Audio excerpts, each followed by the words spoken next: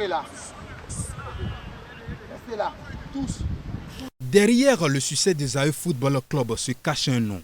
Richard Biot, un homme généralement discret dans la vie, sauf quand il est sur un banc de touche. Sa fougue, sa vision du jeu, Biot l'a transmise à ses joueurs. Conséquence directe de cette transmission, la qualification des AEFC à la phase de groupe d'une compétition interclub africaine, la Coupe de la Confédération. Nous avons hérité d'un groupe un peu difficile, un groupe dans lequel on retrouve les habitués de la compétition.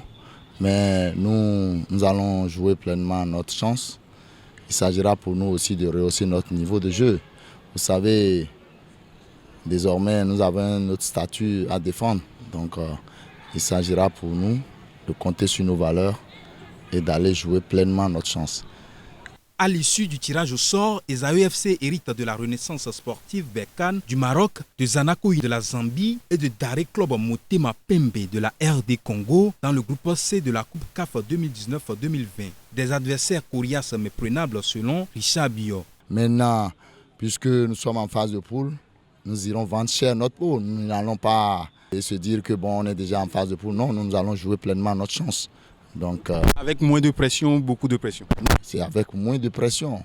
Donc on va se donner du plaisir et représenter dignement notre pays. Du haut de ses 1,87 m, l'ancien champion du Bénin, avec les Lions de la Takora en 1984 et les Requins de l'Atlantique en 1987 en tant que joueur, s'apprête à disputer une coupe africaine. Une première dans l'histoire du club et celle du Bénin. Bien avant de goûter aux délices de la coupe CAF, Esaü est passé par toutes les émotions, depuis les préliminaires jusqu'au tour additionnel. Dans cette odyssée vers le succès, la SS Nîmes de la Mauritanie, Salitas FC du Burkina Faso et Génération Foot du Sénégal sont passés à la trappe. C'était une aventure et ce n'était pas gagné à l'avance. Il fallait se mettre au travail, rester sérieux, compter sur nos valeurs. Et puis avec l'appui du public sportif béninois, nous en sommes arrivés là. On est là, on ne voyait que les autres jouer. Mais aujourd'hui, le Bénin aussi joue et c'est ça qui fait ma fierté aujourd'hui.